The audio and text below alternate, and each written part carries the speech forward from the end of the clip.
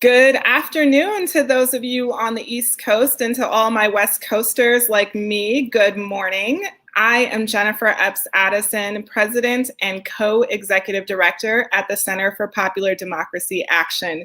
Welcome, welcome, welcome to this post-election debrief, co-hosted by The Forge, as well as Organizing Upgrade. We are so glad to have you here. I can promise you this is going to be a conversation for generations. We have assembled some of the most incredible organizers in the country and put them right here front and center for you all to hear from, engage with, and interact with. So get those questions ready. Feel free to throw them in the chat in any of the areas you're streaming from, but we want this to be an engaging conversation with each of you.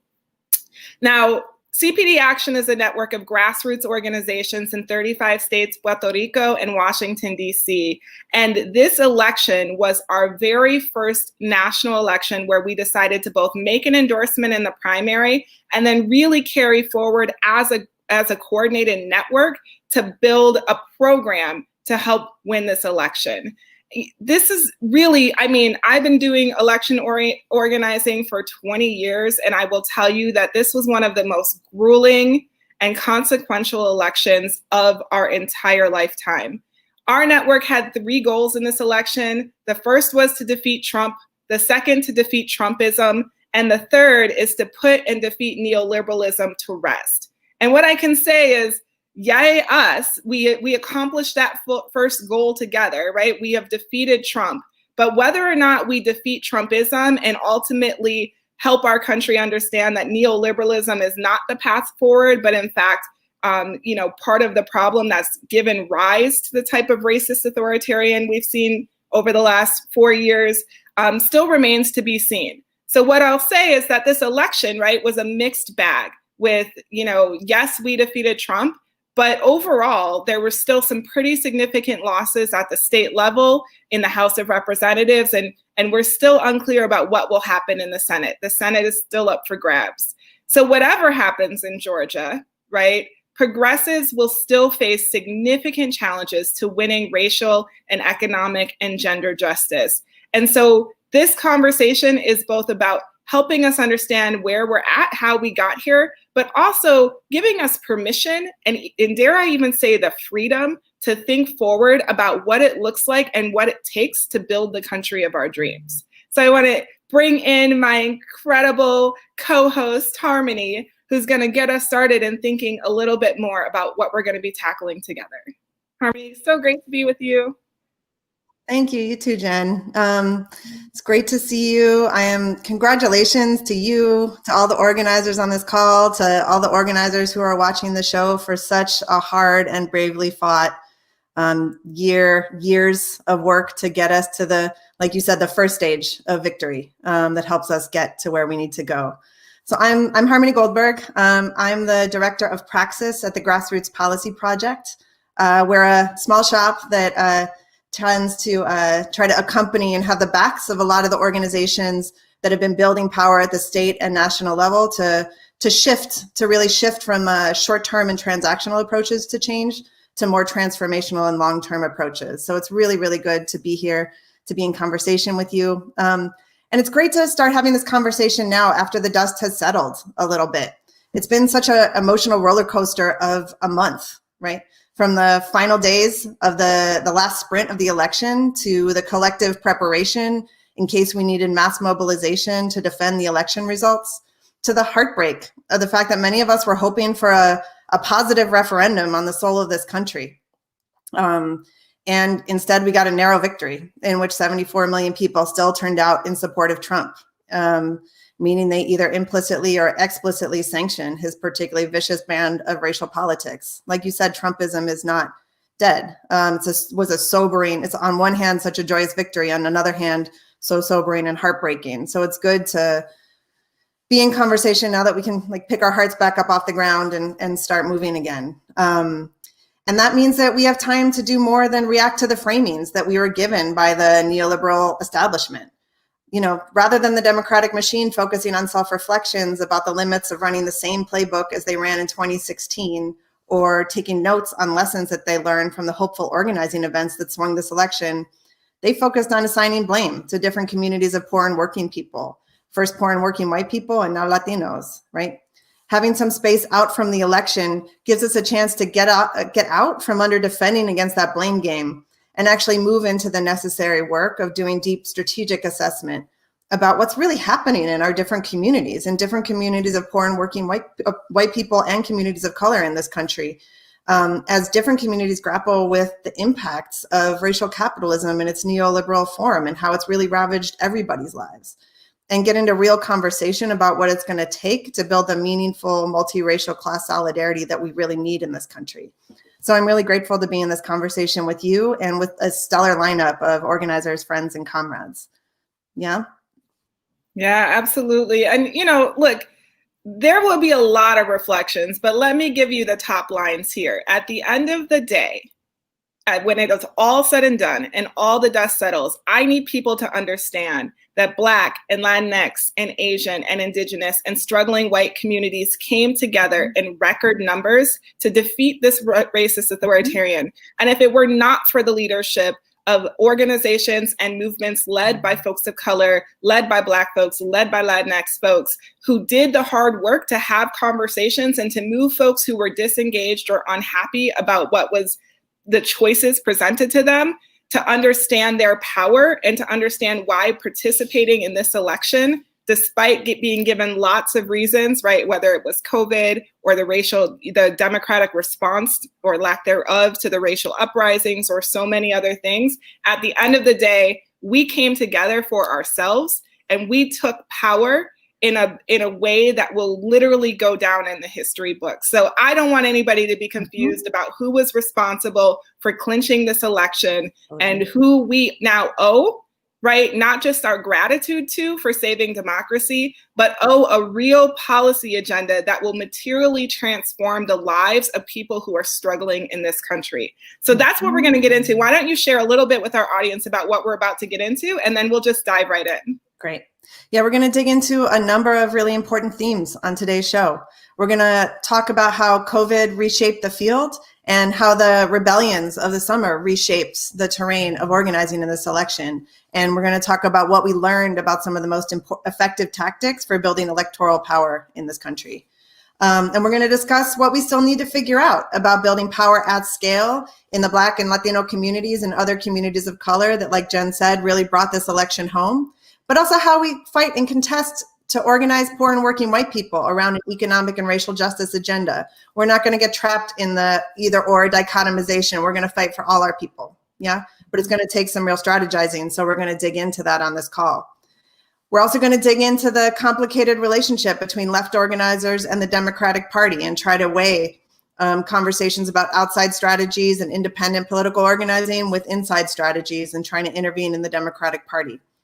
And finally, we're going to reflect on some of the themes that Jennifer already raised. Now that we succeeded in defeating Trump, how do we take on the Trumpism that's still very much alive in this country and build the power we need to wage an effective challenge to neoliberalism and build a new political economic order in this country? So, Jen? Absolutely. And we have such an amazing lineup of leaders and organizers to help us have this conversation. If we were in person, after each one of these names, I'm sure we would have a raucous round of applause, people cheering and hooting and standing on their feet. So if you're at home, you feel free to do that, right? Feel free to stand up or, put a bunch of love emojis in the chat, whatever you want to do. But, I know that you love these folks just as much as I do. We're going to hear from Maurice Mitchell, the incomparable director of the Working Families Party, Anthony Thigpenn of California Calls, who also has been doing some incredible organizing across the country, not just in California, and building our power. Andrea Mercado from New Florida Majority, Burt Lauderdale from Kentuckians for the Commonwealth.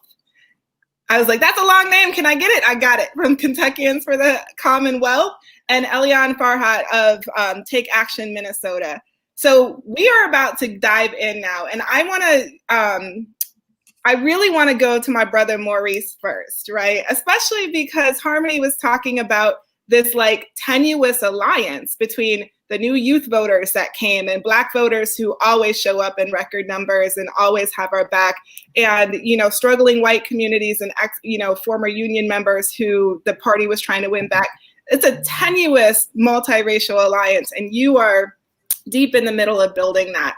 And in the middle of you sort of reshaping the Working Families Party and making sure that it is a party that includes all of us, COVID dramatically reshaped the election cycle. Just as you were sort of leading this first charge as the new director, you all had, especially groups like WFP, had to focus on new tactics or had to lean into organizing tactics that maybe weren't the primary tools in your toolbox, right? Remote organizing, texting, phone banking, relational organizing versus working off of lists because we couldn't go to folks' doors. There's a big debate about how this impacted the election, whether it had anything to do with the election being as close as it was. And then I think the other piece of this question really is about the two big political earthquakes, right? Both the COVID response, or should I say the lack thereof, a COVID response from our federal government, and the explosive uprisings that started over the summer and actually are continuing to this day. How do these moments reshape your understanding of what it means to build multiracial, anti-racist, right, electoral power? And what lessons can we take from this campaign, from the work that we did in this election cycle, into future campaigns? Well, number one, it's a real pleasure to be here. So I'm really excited to be joining you all in this amazing panel. So I just want to say that on the out front. And to answer your question, one of the things that I've said since COVID hit was that 2020, I think, continues to be the great humbling because it's rocked us in so many ways. So this pandemic that, you wouldn't know from if you went outside in some major metropolitan areas, people are like living their best lives. But this pandemic is spiking right now and we're experiencing record numbers. And it's just changed all of our lives. And it's affected how we organize. So much of organizing, so much of our work is about being in relationship to people in place and being able to break bread with people, being able to visit people at their doors, being in small and large spaces with one another. And we decided, and I think for really smart, ethical, and public health reasons, that we weren't going to engage in certain tactics. Then we had to develop all new tactics and strengthen tactics that we maybe had but weren't as developed. So, that meant, digging into the virtual and digital and distributed sort of toolbox and sharpening that. And I think our movement as a whole is much stronger when it comes to how we reach people virtually, how we organize people virtually. It doesn't replace the type of traditional in-person organizing, but strengthening that muscle was key to our victories. Now, the Republicans and conservatives and the Trump administration and the Trump campaign had a competitive advantage because they were willing to engage in super spreader events and engage in in-person canvassing and things like that put workers as well as voters at risk. That was, for many of us, not all of us, for many of us, that was those were tactics that we weren't willing to do because we are limited by our ethical and moral prerogatives, and there's certain things like threatening the health and well-being and potentially threatening the lives of people in our communities. There's certain things that we will not do, and I'll do that again and again. And if that means that we lost elections that we could have won, I'm willing to take those L's in the interest of public health, and I think that demonstrates who we are as a movement. The other thing I would say in terms of like what we strengthened, and what's good about that is that those skills aren't going anywhere, even after COVID, when we're actually able to be in person with one another. We're going to have those skills, and they're going to be really, really critical. However, at the end of the day, our work requires us building a density of connections in place in actual communities. And the traditional organizing is the only way you could really do that. And it's going to be incumbent on us to figure out how we build density in place. And once this pandemic is over, how we pivot back to building community very, very deep with our folks in real ways. And that's going to have to be a long conversation that requires like our best thinking ethically around public health, like how and when we make that transition. The other thing I would say about a huge shift is like, you can't talk about 2020 without talking about the uprising that took place. This movement that started, in response to the murders of Breonna Taylor, Tony McDade, George Floyd. It's the largest movement for Black Lives, the largest movement in U.S. history. And having 20 to 30 million people in this particular political moment when, if we were to be honest, people were not enthusiastic about their choices. Having people to move politically and to feel enthusiasm about a political North Star that wasn't electoral, I think was key and change the political DNA and totally change the issue environment and the nature of what was possible in 2020. A significant percentage of those people went on to vote, went on to organize, went on to volunteer, and went on to take electoral roles, because unlike past elections, I think this election felt like a movement prerogative. People were super clear that defeating Donald Trump wasn't just defeating Donald Trump. It was a blow to Trumpism, a blow to the possibility of the ethno-nationalist far right to be able to link up around the world. People were super clear in this movement what this election was about. And I think that led to a lot of movement folks who are building outside power look to this election as a key intervention. And I think that that's something like that muscle is a muscle that isn't that strong. This idea that social movement energy can be electoralized in ways that is not extractive of that social movement. And I think we saw some of that, like some of the work that we did in the front line, which is a partnership of the Movement for Black Lives, Working Families Party, Rising Majority, and other groups, allowed us to practice, to figure out how we sort of learn from some of the work that people like Jessica Byrd and others, I think, really perfected around electoral justice, this idea that you could have social movement prerogatives but engage in elections. We were able to do that on a national level. And when you look at the margin in places like Philly and Atlanta and Phoenix and Michigan and Milwaukee, imagine if 30 million people didn't hit the streets in every state. Imagine if we didn't have organizers that came from movement engaged in this work in those particular cities, but all around the country. When you look at those small margins, it's hard to imagine. There's been a lot of conversation around how defund and the movement might have, quote unquote, turned people off. Look, every movement is going to create cleavages. So certainly there's people who didn't align with the message, but undoubtedly tens of millions of people did. And they didn't just march and they didn't just engage in protests. They availed themselves to the full sort of the full toolkit of activity, including electoral work.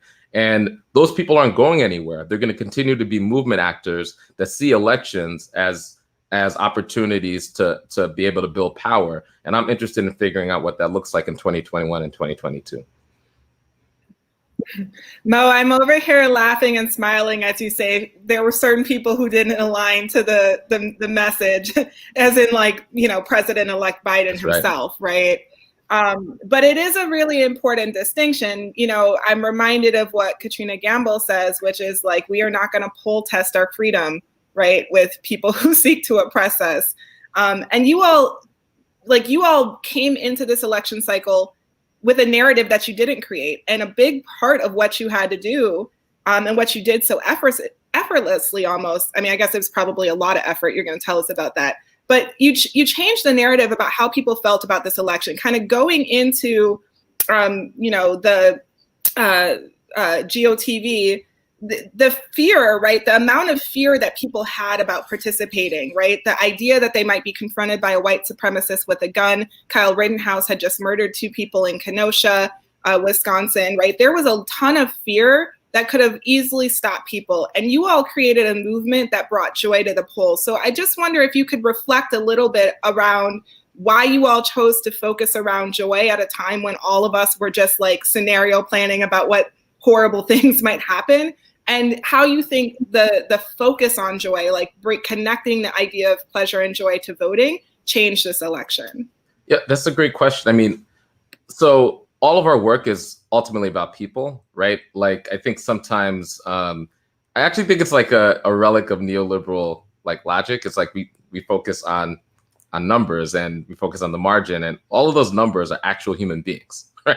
And we can never forget that. And ultimately, like, what drives you? Where do you want to be? You want to be in places where you're seen, where you have fun, where you could derive pleasure. I mean, that's true. That's just true for people. That is how, we're communal.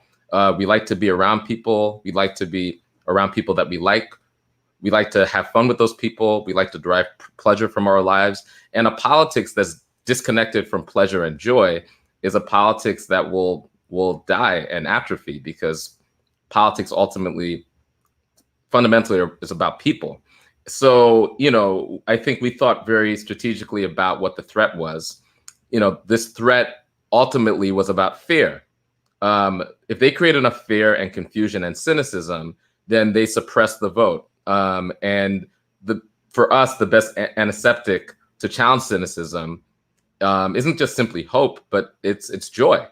And how can we have a joy-centered strategy that isn't pie in the sky, but actually is like very rigorous and delivers in an electorally significant way? Those were the questions we were trying to figure out, and that's kind of how Joy the Polls took place and was born. Like Nalini Stamp, who's our director of strategy and partnerships, right? Like one day noticed like a famous artist performing on a flatbed truck and thought like, man, that was an amazing event.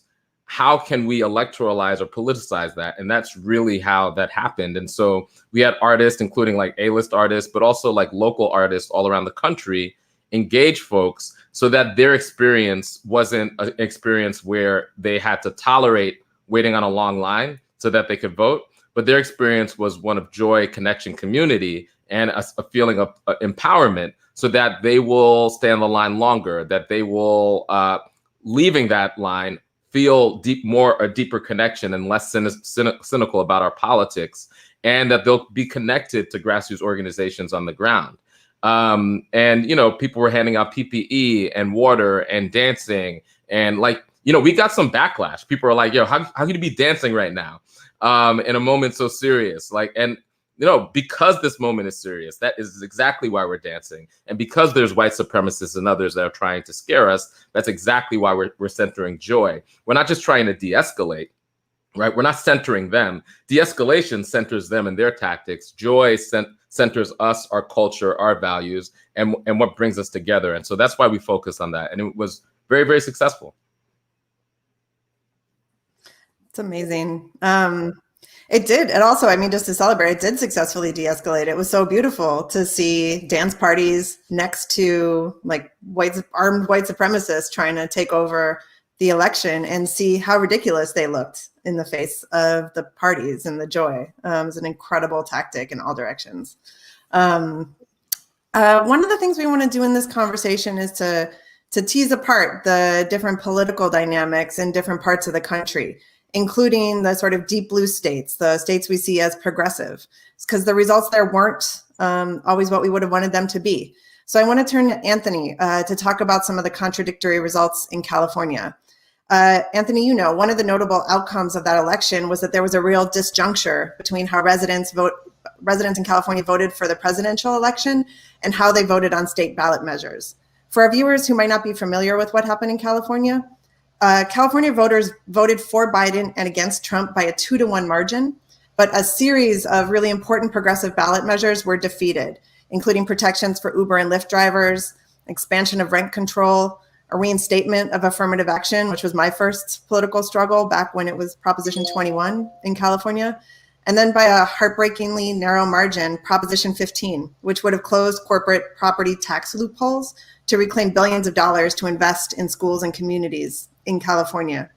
Anthony, you were the key architect of that fight to pass Proposition 15, and it was such a smart and bravely fought fight. Looking back on what happened, what are the lessons you think that organizers should take from this narrow defeat? And more broadly, what organizing strategies do we need to advance deeper racial and economic justice in states like California that are seen as so progressive? Thanks, Harmony, and I'm honored to be with my colleagues here on this panel today. So I think with Prop 15 in particular, and the slew of progressive ballot measures in general, we are still obviously looking at numbers and analyzing and debriefing to learn the lessons. But there's some things I think that that stand out that are applicable to other blue states around the country, but also what we as a progressive left social movement is facing overall. One clear thing was the power of corporate money. Over $200 million was spent against several of the propositions, including Prop 15, by corporations. And it's a tactic they've now mastered. They now spend money on corporate and moderate Dems, not the Republicans.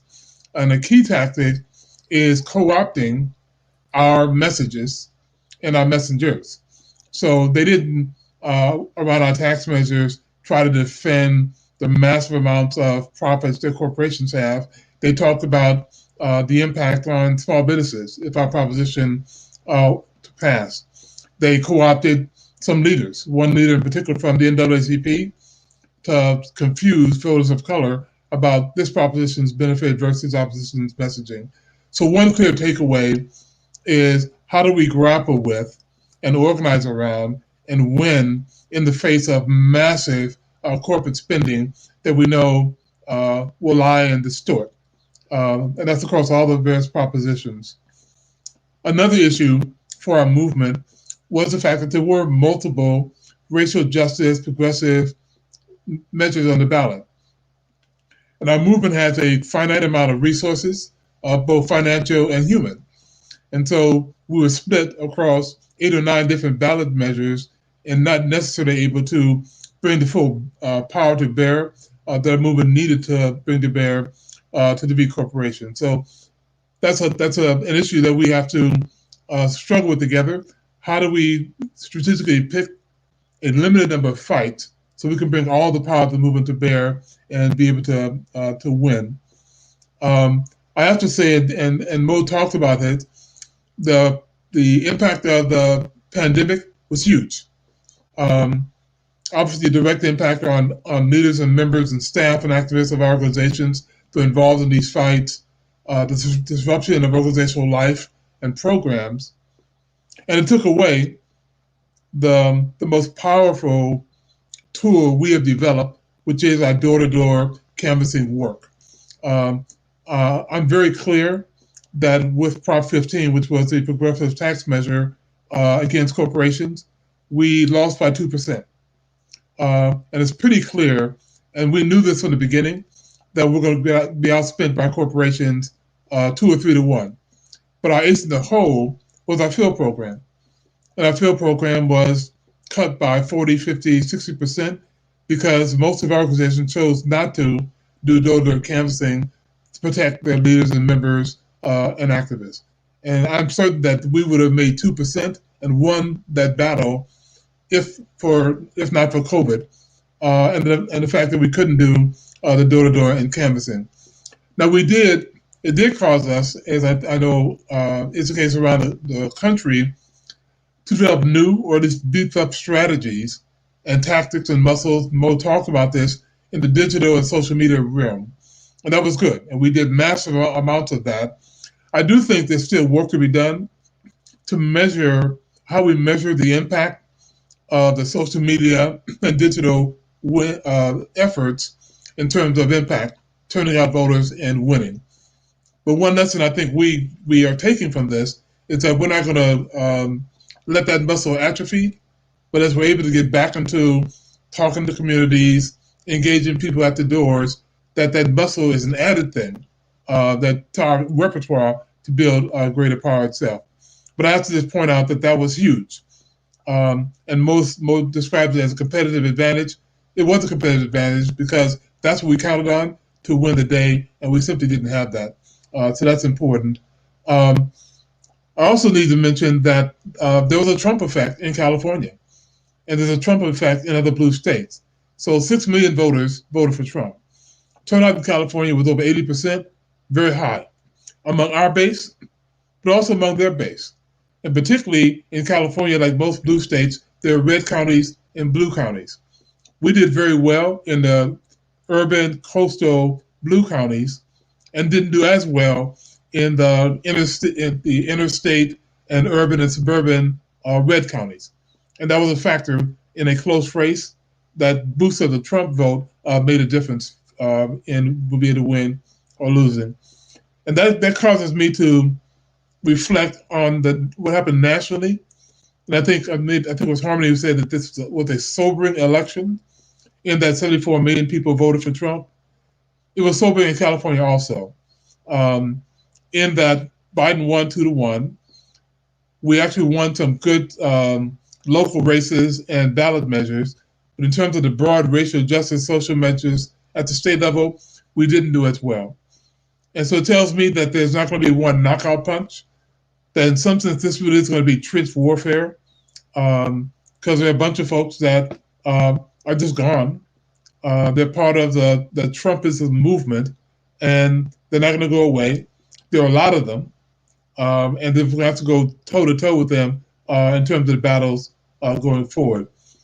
The other observation I think that we're taking from California is reaffirming a couple of things. It's not new lessons, but it's reaffirming. So it affirms the need to build a politically conscious, organized base beyond any one candidate in any one election cycle. So doing the hard work, not just during election cycles, but between election cycles is crucial. And we can see even in some of the racial justice ballot measures, those that kind of put it together very quickly, and those that have been spending 5 and 10 years building that political base of support, the impact was very, very different. So that affirms. I think also what's been affirmed for us is that we have to see electoral organizing and power building as one piece of a multi-dimensional power building strategy, and that we need all of that. And particularly what some of us would call ideological power, others more probably call it narrative, but being able to engage in that battle is a form of power. And it's not just about turning out voters, it's not just about a 30-second message at the door, but it's about how we engage in that ideological battle over time to inoculate voters and folks in our community against the corporate lies and the corporations' missteps along the way. I think the final thing I would say is that I think Mo spoke to this also. We made progress in solving the dichotomy that's often the case between electoral organizing and direct action and protest. I think there's still work to be done there. The unrest and uprisings across the country in the spring and summer absolutely boosted young people's turnout in California. And I'm sure that's true in other places as well.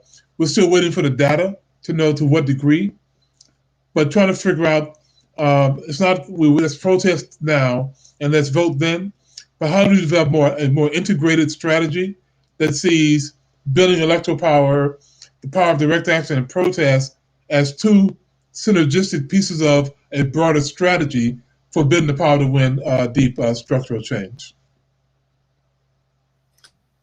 That's great. That's great, Anthony. Thank you. I just really want to lift up and echo and celebrate a few of those reflections that were so powerful. First, that like we're not just in a policy struggle. We're not even primarily in a policy struggle. We're in a struggle that is so deeply a struggle over the terrain of ideology and narrative. It's a struggle over culture and values and who we are, whether it's as Californians, as a country, right? A deep struggle. And really, like, it's important for us to reflect this point that you made, that we tend to talk about politics as red states versus blue states, But that polarization that exists, that sort of coastal versus like the center of the country polarization, exists not just between states, it exists within states. And so even all of us who organize, whether it's in California, New York, same thing happened here. More people voted for Trump in New York State than voted for him in 2016.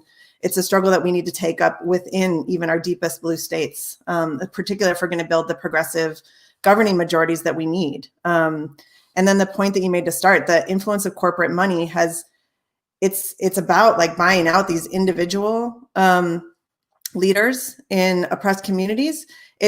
But where we're really starting to see, right, is the cementing of a progressive branch of neoliberalism that we need to grapple with. I think sometimes progressive organizers we're still stuck a little bit in the like, bad things are them, like, and the neoliberalism exists inside of our communities as well, inside of different oppressed communities. And so I think that contending with both the regional polarization inside of progressive states and the emergence of progressive neoliberalism inside of deep blue states, they're crucial strategic challenges that I really appreciate you bringing up. I'm going to pass it to Jen to move on to our next question. Yeah.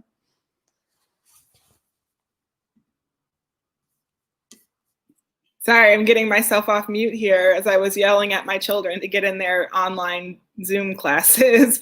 I'm sure someone out there can relate to that. So I want to bring in the like incomparable, incredible Andrea Mercado from New Florida Majority to pick up on this thread, right? Which is sort of the flip side of what Anthony was talking about, right? Where we didn't have, the outcome we wanted at the presidential level, and yet progressive policies, progressive issues, we're able to win by going directly to the people. And I want to frame this out a little bit to say, people say we didn't win Florida or we didn't win Texas. And I just want us to like erase that crap from our vernacular, because I think people need to understand, but for the incredible multi-year organizing in places like Florida and Texas, making those states legitimately competitive, right? And forcing the Republican Party to compete and to spend resources and time and energy there, I don't believe we could get to the outcome in which we were able to flip back Michigan or Wisconsin or Pennsylvania or other states. So I want to say that Florida, right, was equally a part of whatever victory we're claiming. You all definitely were a part of.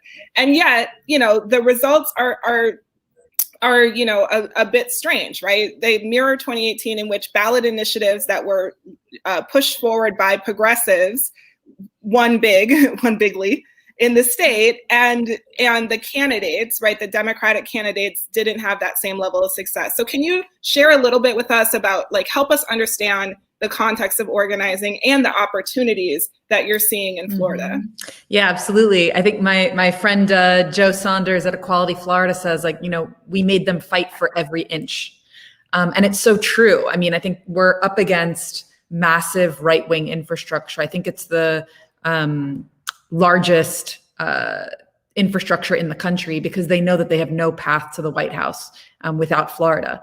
And so, Trump was here dozens of times. He was here the day before the election. And I think the work that organizers did around the state, from Miami to Jacksonville, really made it, made them fight. And made them spend resources here that then allowed Detroit Action and We the People and Block and New Georgia Project and Lucha to sweep that victory and get those like critical electoral votes that we needed to kick Trump out of the White House. So I think we absolutely do claim victory, but then it comes with some real hard losses. That's just like undeniable. So, yes, we were able to raise the minimum wage for 2.5 million Floridians, and we celebrate that. And Duval, where Jacksonville is, went blue for the first time in a presidential since the 1970s. We were able to, have some important victories of electing our own, electing movement champions into the state legislature and into county commissions. But, we didn't make ground in the state legislature that we wanted to make. We lost some congressional champions. And at the end of the day, those 29 electoral votes didn't go to Biden and Harris. And so I think it is like not only sobering, but I think that there's like it's painful, right? And especially I think for folks who have been in the crosshairs of the Trump administration, we're hearing, documented people with DACA, that their own family members, when Latinos and when Black men are voting for Trump, like what is that, when they're clearly voting for someone who represents policies that are so harmful to you and your family and your community, it really stings. And it's a sobering reminder of how much work needs to be done. And, I think we're incredibly proud of the ways that we have organized and bring like cultural authenticity and excellence into our engagement strategies, and really like bringing the fire and engaging Black and Brown communities in ways that neither political party were doing for many years. But as Anthony was saying, we don't operate in a vacuum. So it's like we can do excellent turnout, but if they're turning out that much more and capturing the win, it has real consequences for our people and for our communities and our work to advance justice and freedom for our people. So I think that there's some hard lessons that we learned and that have been affirmed.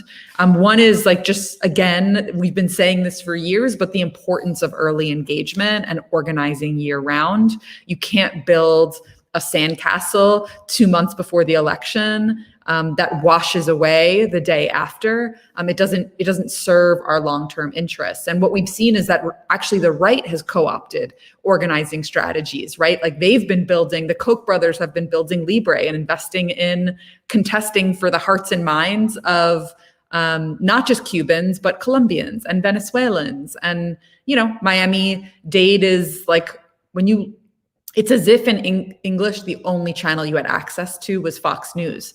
It's just right-wing narrative, like all day, every day, on Spanish language radio and over WhatsApp and on digital. And it penetrates like beyond their historic Cuban American base. Like it's been able to penetrate into other Latin American communities. And then they were going after the margins. They were aggressively courting Black men in particular, and Haitian Americans. And so I think even though we did the largest Black engagement program and Latino engagement program that really recognized the diversity of our communities in the state, they were, aggressively going after our votes and our voters. And I think, at the end of the day, Biden underperformed Clinton in 54 of 67 counties in Florida.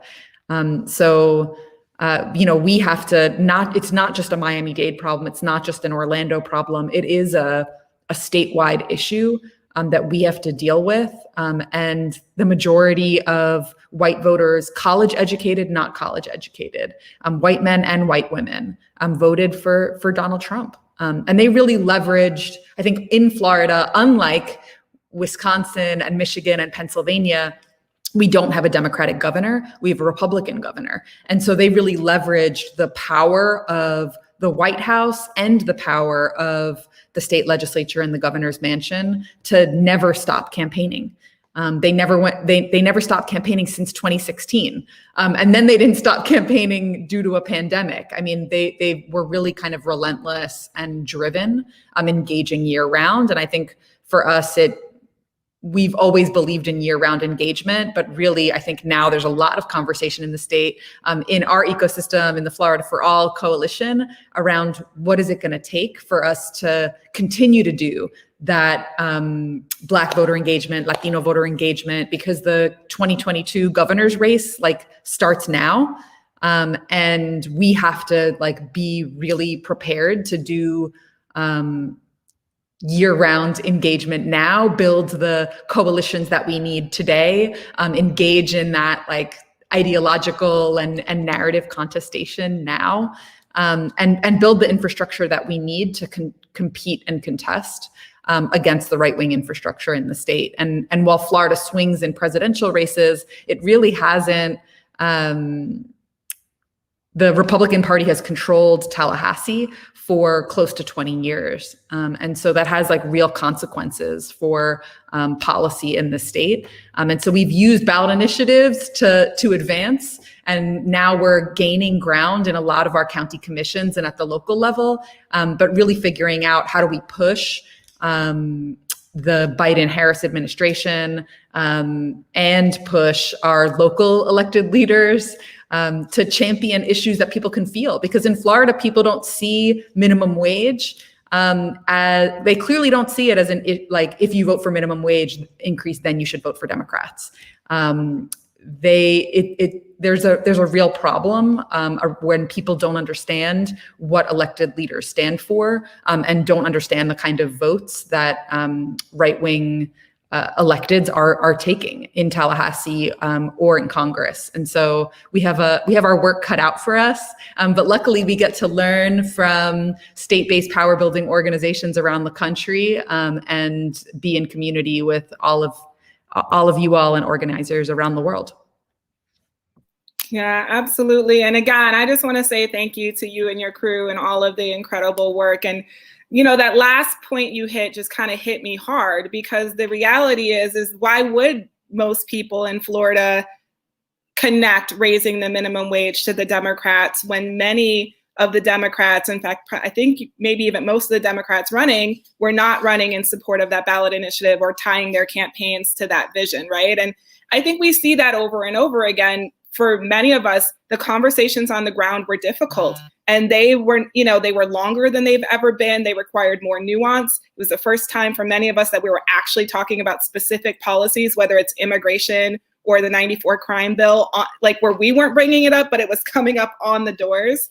And so I think it's just a really important reflection of like, these are progressive values and progressive policies are incredibly popular, right? That during the primary, it was asked on nearly every primary, should we switch to a single payer healthcare system? And in every primary, regardless of whether Bernie won it or Biden won it, that answer came back over 60% yes, every single time, right? And so I think for those of us who are organizing, there's a disconnect between those in power and those running for office and the aspirations and the visions of our base and our membership. And we have to grapple with that in order to move forward.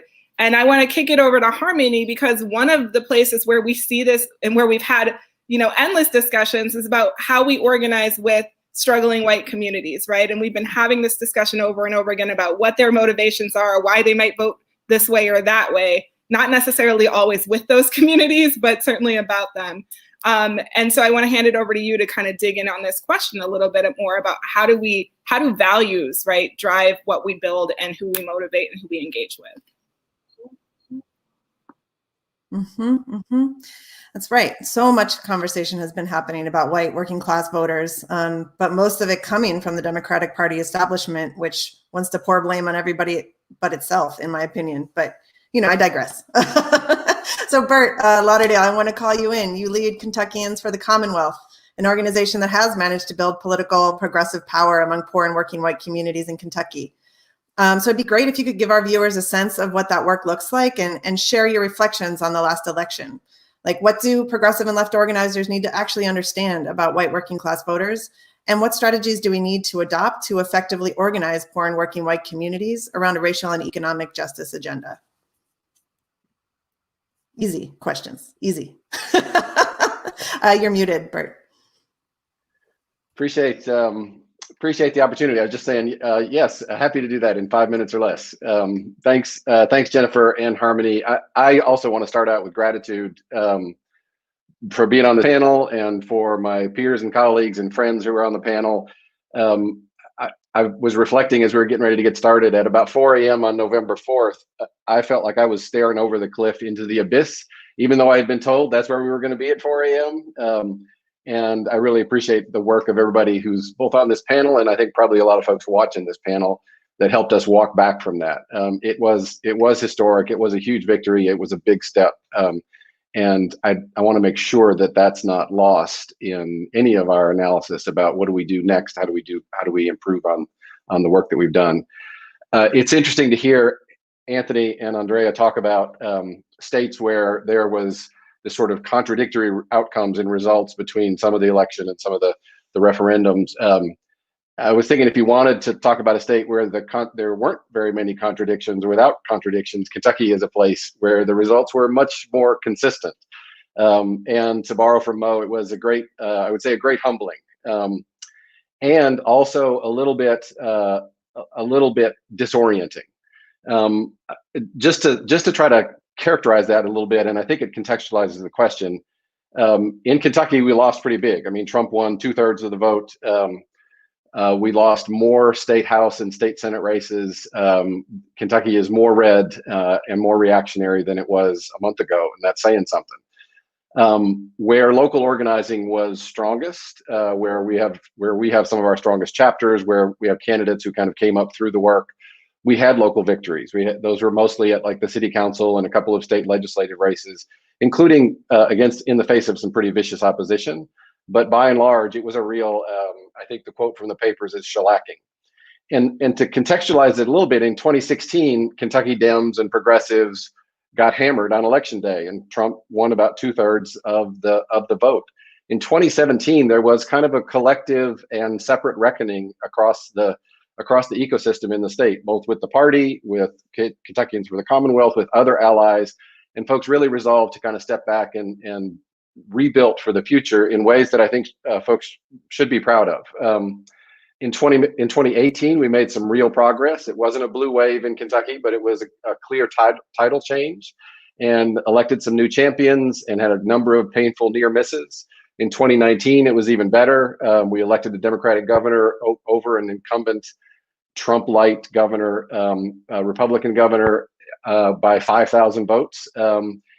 Last spring, we came within a hair of nominating a true progressive champion, a real star in Charles Booker as the U.S. Senate candidate, but he was narrowly defeated by the Democratic Party anointed and very well resourced candidate, who then went on to lose to Mitch McConnell by 20 points. And then so all of that work over the last 4 years didn't necessarily make us think that we were going to win on election day, but when we hit November 3rd, it was like a snapback to the needle was in the same place it was 4 years ago, and Trump won by 2/3, and we lost more House seats, et cetera.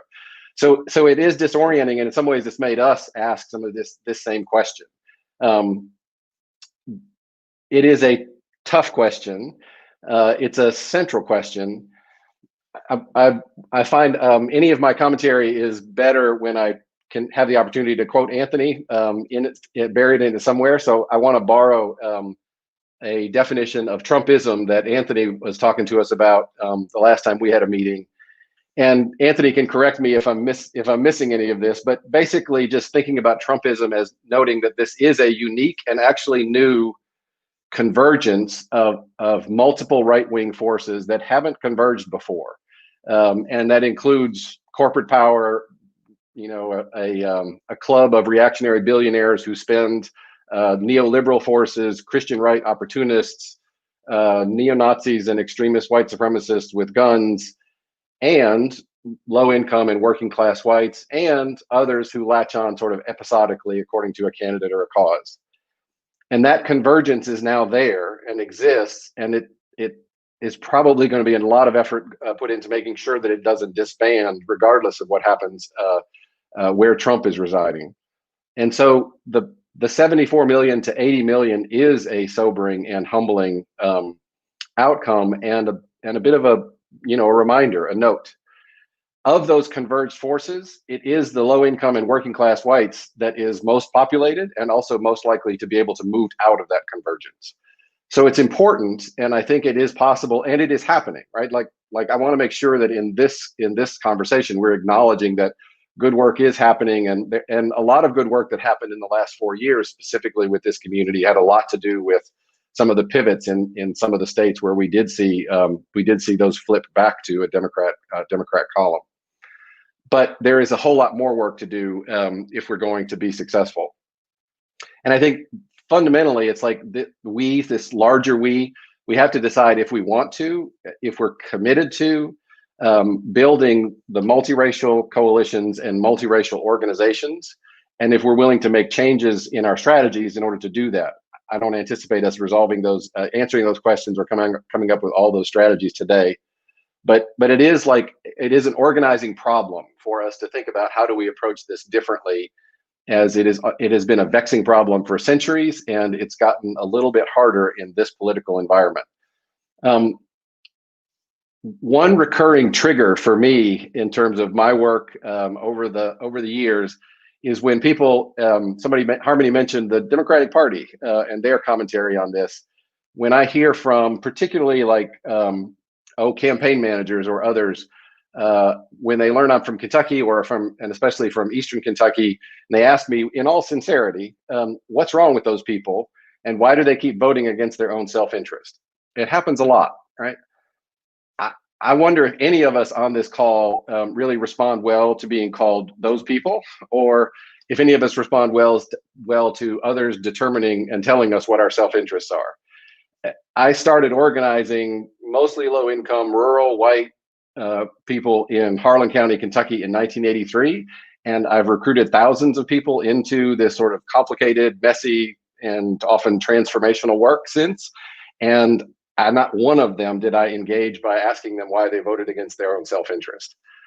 So I think one of the things that was a little bit jarring for me after the results came out, and recognizing sort of the importance of this demographic, is the extent to which 4 years of broad cultural and political ridicule, disrespect, mockery of Trump, and more importantly of Trump voters, did not dent their resolve or even alter their apparent euphoria. And it was interesting because some of the sort of message analysis is make fun of Trump. That's when he gets off his game, right? That's when he responds or reacts poorly and that sort of thing. But making fun of Trump voters actually didn't demonstrate having any sort of apparent positive effect over 4 years.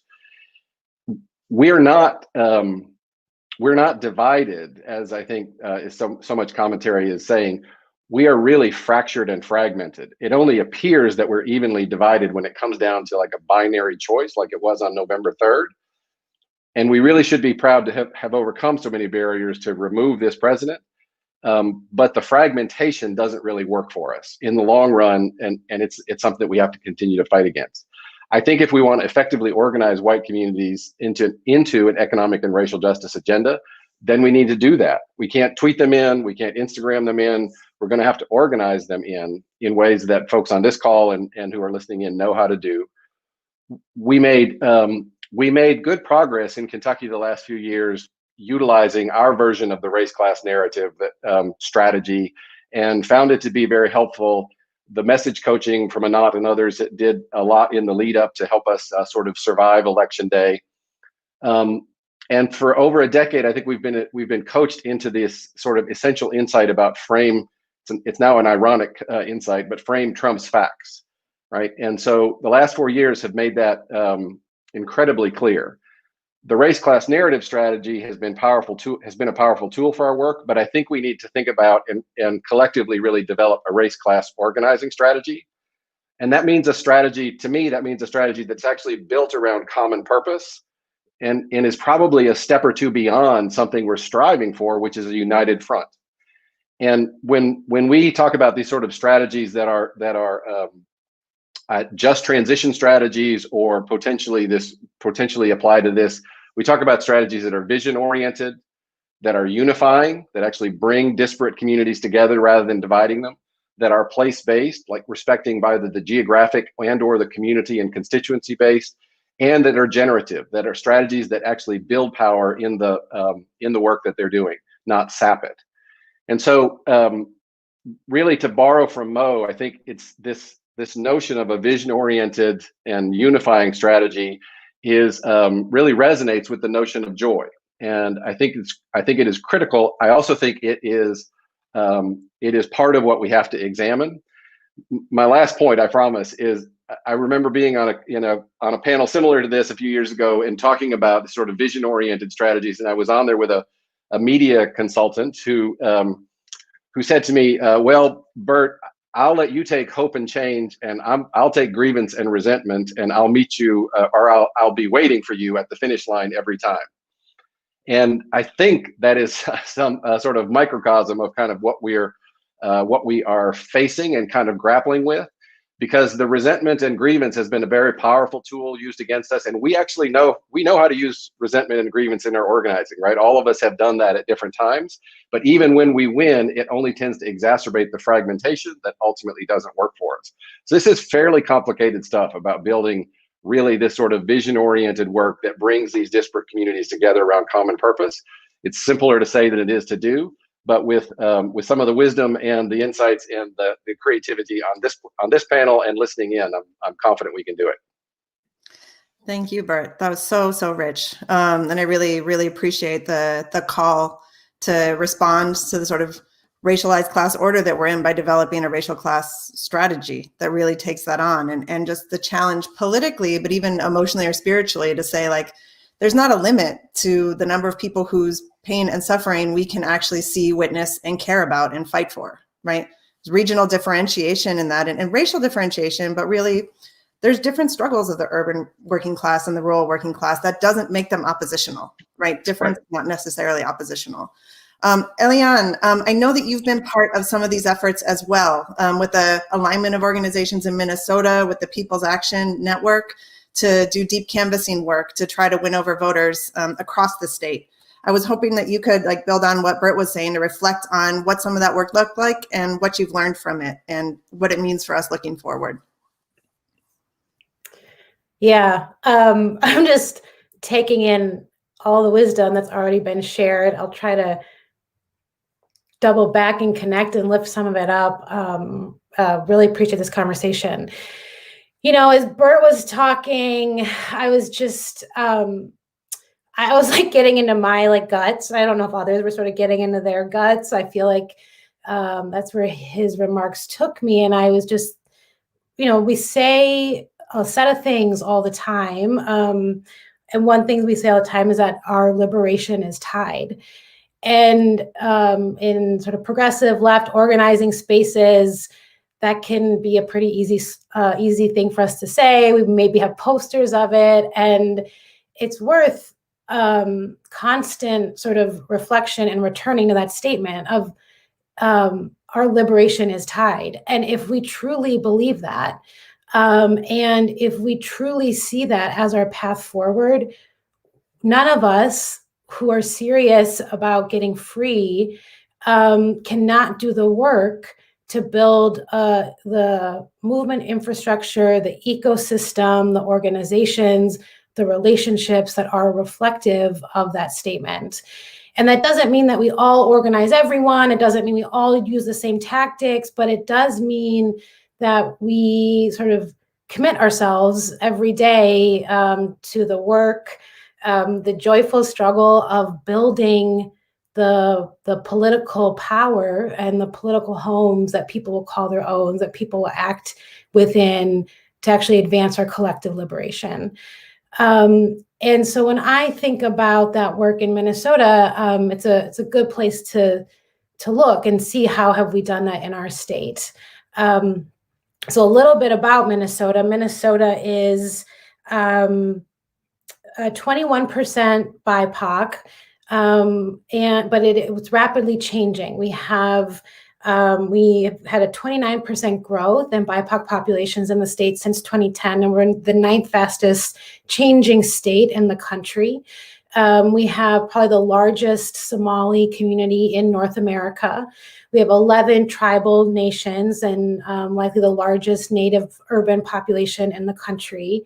And we have been Take Action as an organization, and many of our movement partners have been committed to the project of building aligned multiracial anti-racist organization for decades. I appreciate Andrea talking about the sandcastles and being washed away. We don't build the multiracial anti-racist political power we need in an election cycle. We don't even build it over a 2-year or a 4-year span. We build it over a commitment of decades. And we build it, I believe, rooted in powerful people's organizations that are building political homes, and like Mo was saying, that have joy and like happiness and music and meals and dance and celebration, because like that's the home you want to call your own, and a home that connects you to others who have a shared vision for the future, who have a shared connection to our present, and that are ready to work together in our public life to move our agendas forward.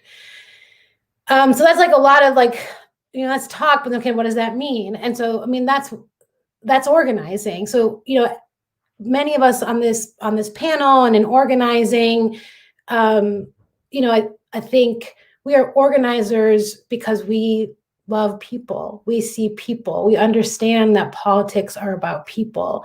And the way that we build our power is not by quick tactics that sort of mobilize somebody super fast because we tapped into their rage and their anger. But the way that we organize people for the long haul is via deep relationship, out of a commitment to solidarity and shared concern and building a community of care. And the only way to do that is by connecting, by talking, by actually seeing each other and caring about each other and wanting to know about each other. That to me, that's like the center of organizing. And in order to build that relational power, we have to move tactics and strategies across any of our campaigns, electoral, policy, corporate, that focus on building that relational power at the core. And so there have been a set of strategies and tactics we've been working on honing and advancing in Minnesota that I think were really important for delivering some wins in our state. And I also want to say, similar to California and Florida, we had a sort of split outcome of our election. In 2016, I forgot what year Donald Trump was first elected. He barely lost the state. And this last year, this last election, Biden gained Democratic turnout increased for Biden by 25%. And Biden won by 8%, increasing that margin by 6%. So that was a victory. That was a true victory. But when we look a layer deeper, we were really hopeful about flipping our state Senate to Democratic control and be able to move really bold progressive agendas in the upcoming legislative session. And we did not flip the state Senate. And in fact, when you begin to look at turnout trends, again, we don't really know what happened in the election. We won't know until we get more data back.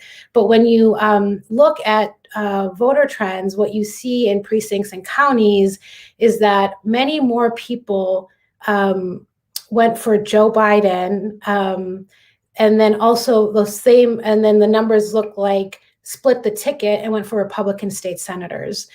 And so there is a thing happening in Minnesota where Donald Trump, we effectively beat Trump, the candidate. But the politics, the sort of ethno-nationalist, pro-corporate, individualistic politics that he advanced and that the Republican Party holds and continues to advance and animates their base, we did not beat.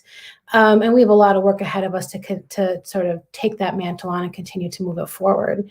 And one of the key strategies we use for that is the race-class narrative and is deep canvassing. And so just to get to specifically to the question you asked, Harmony, talk a little bit about the deep canvassing work. We as an organization believe that we have to take our organizing strategies and the way we know how to connect with people and the way we build power via relationship in our day-to-day organizing and put that at the center of our electoral work. And in my experience of electoral work in the United States, is that we have mostly outsourced our electoral and civic engagement work to consultants on the coasts who shrink down our hopes and dreams and fears and anxieties into the tightest little soundbite that captures us in a moment, that can best guarantee that we will feel one sort of way the moment we're going to vote, and deliver that. And that type of politics is dangerous, and it is doing long-term damage, and it is hurting our ability to win long-term. And so if we're serious about building long-term independent political power that delivers the things that all of our communities need, that delivers on our hopes and aspirations, we have to choose to do our politics different and reclaim them in what we know works best, and that is relationship.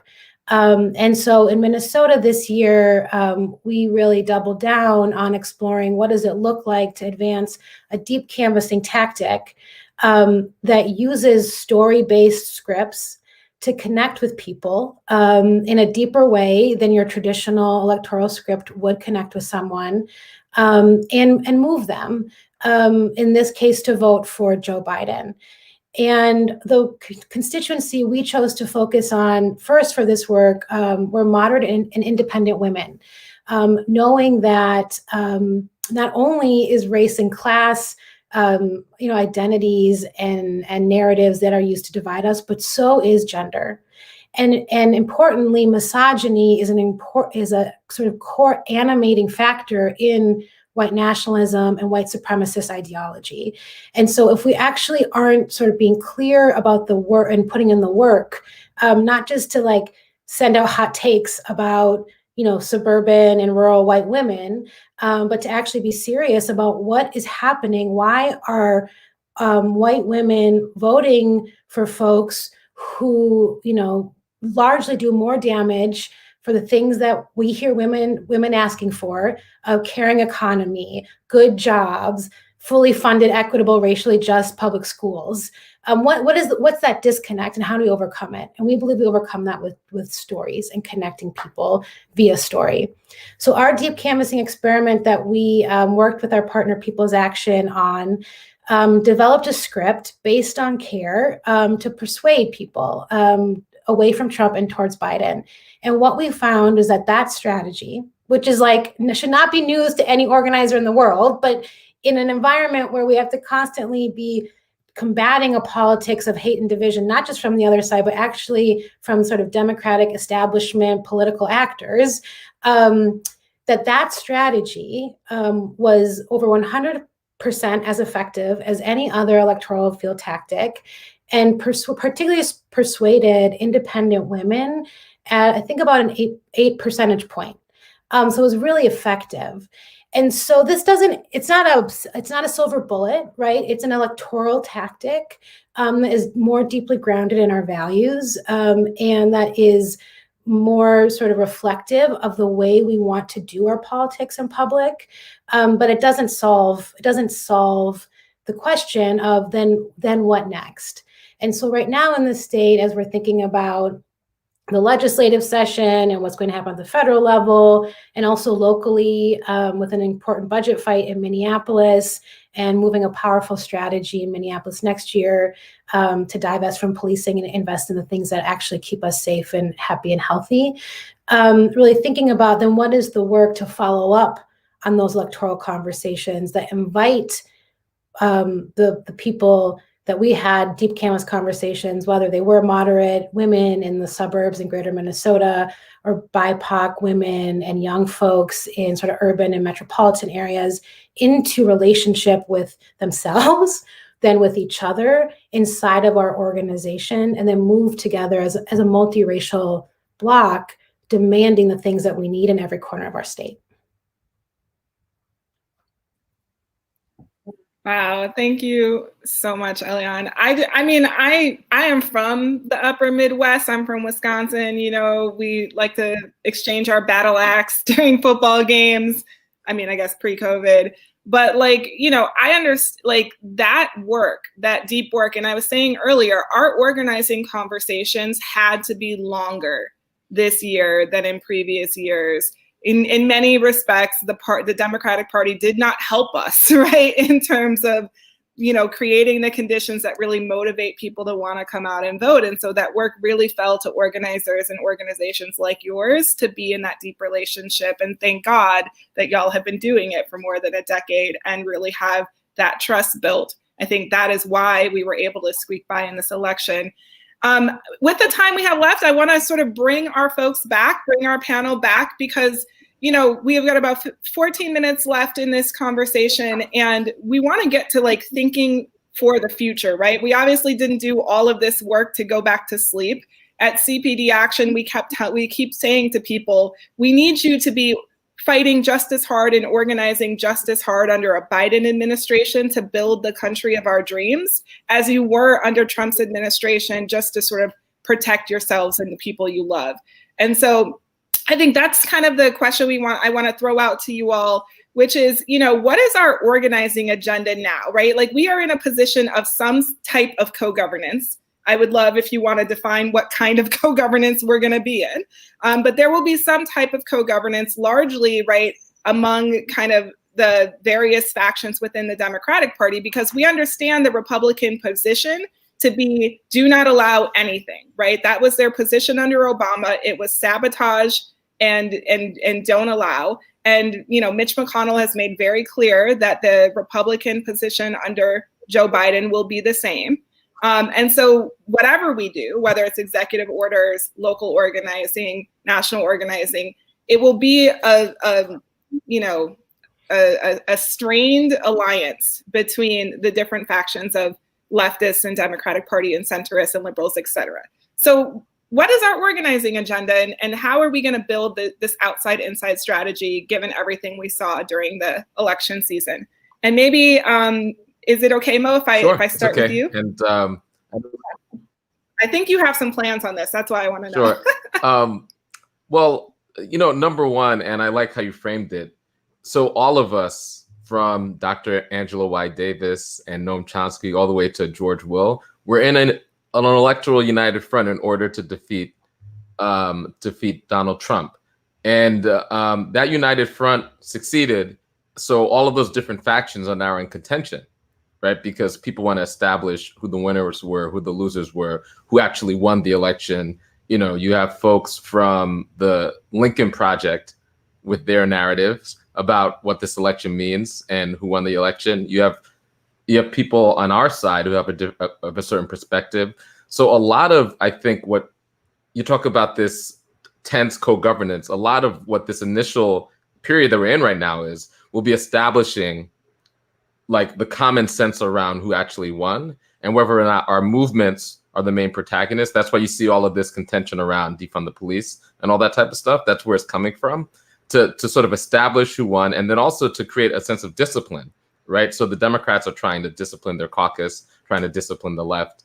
And I think it's important that we understand, like in the rigid two-party system, there's the Republican Party, there's the Democratic Party, and then there's us. And I think it's important that we understand that even though we have a rigid two-party system that requires Democrats to win governing majorities in order for us to govern, that we are not the Democrats, right? I think it's really important that we are able to make those distinctions. But that oftentimes we have to figure out what that inside-outside collaboration looks like.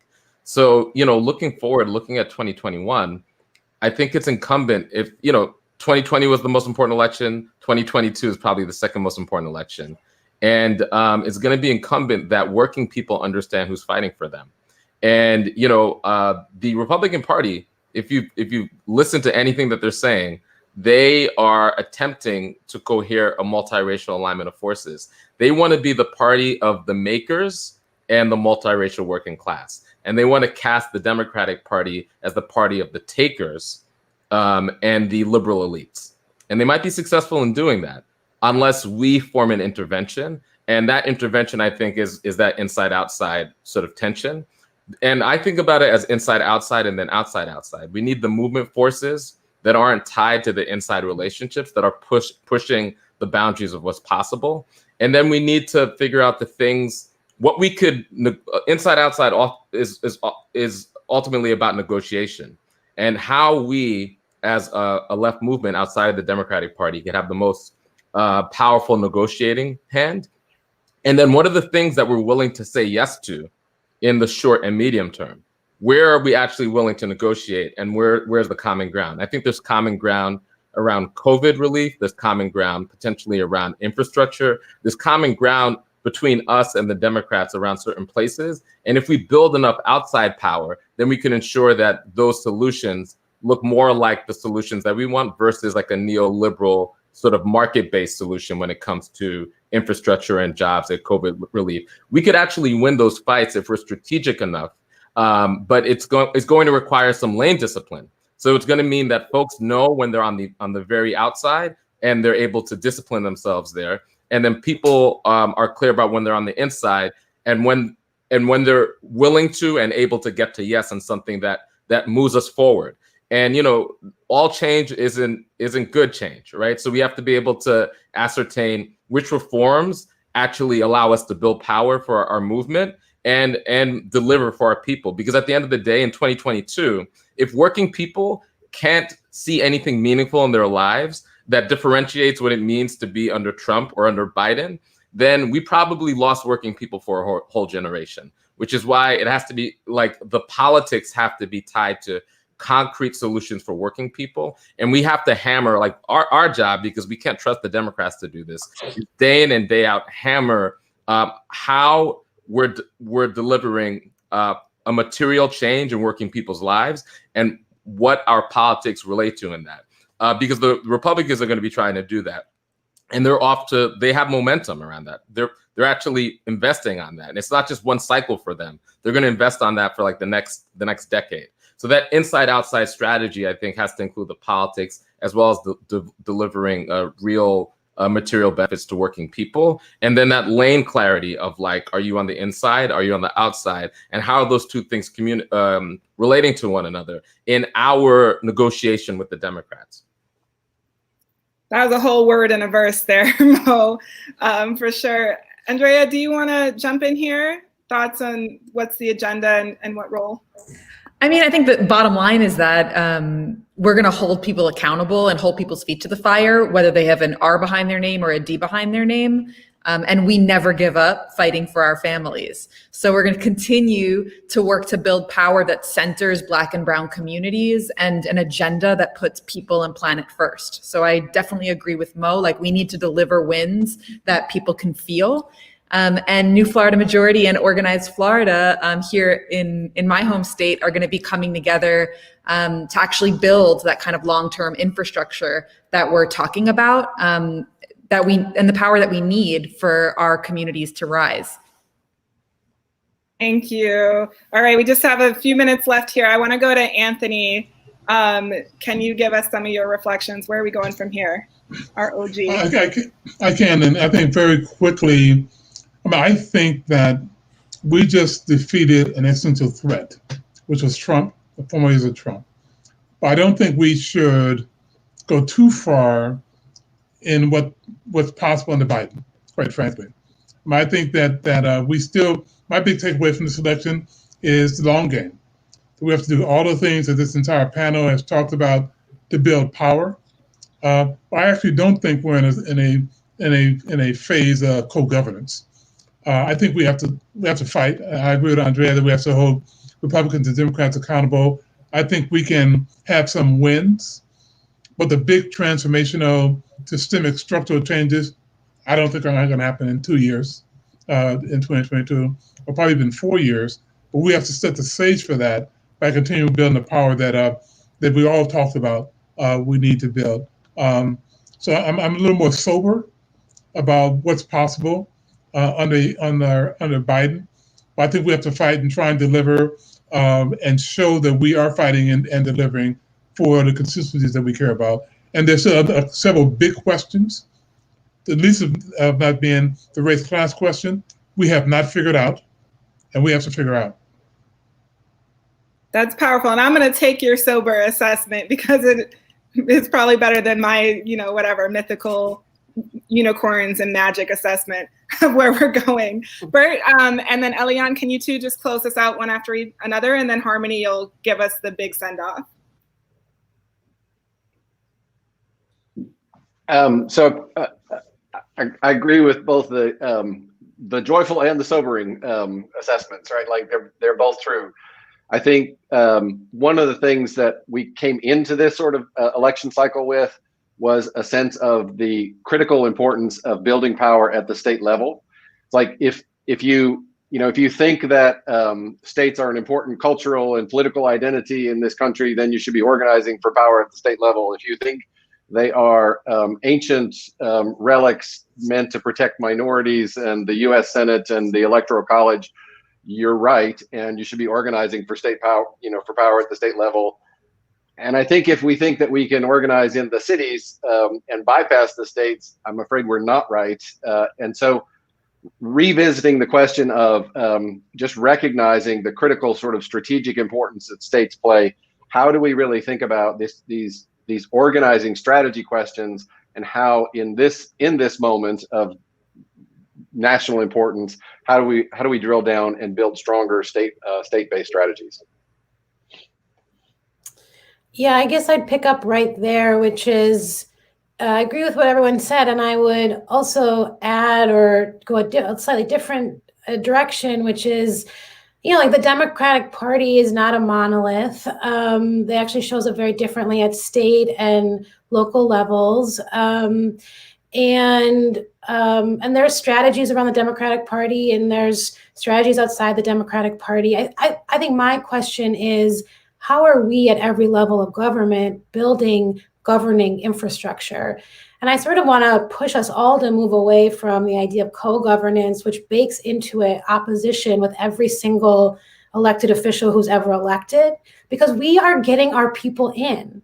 And these systems are not designed to work for our people. And the systems swallow our people up every single time. And so as we actually are winning and we're building traction and we're getting our folks elected in cities and counties and state levels and at the federal level, we have to be really serious about building the governing infrastructure required to advance our agenda at every single level.